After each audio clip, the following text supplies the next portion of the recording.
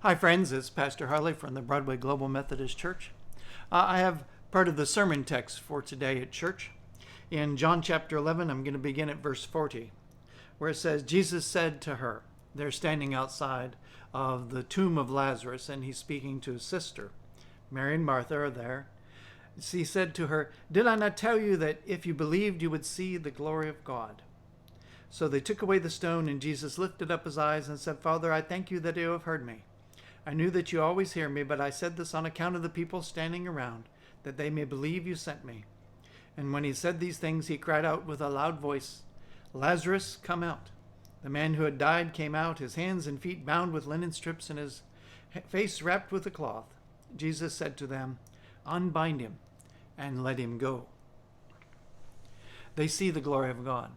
And we take the principal miracle that Jesus commands a dead man to rise, to have life, and to come forth from the grave. And also Jesus has overcome the unwillingness and the fear of the crowds around him, because he is said to roll away the stone, even though they said, well, there will be a stench, it's far too late. And Jesus won't hear of that.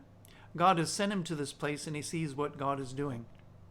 And he gives glory to God, but he says, you will see the glory of God, and we have already seen him.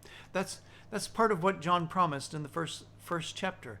He said, we have seen his glory, the glory as of the one and only.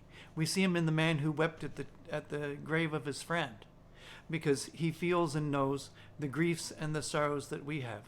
We see it in the man who is entirely dependent upon the Father. The Father has sent him there, and he knows that he's not going to be too late or too early. And Lazarus will be ready to rise, and he is. And we also see it in the man who speaks with such a word of command, that the dead indeed hear, and they hear the voice of the Son of God, and those that hear live. May the Son of God speak in your heart this Sunday. Be blessed.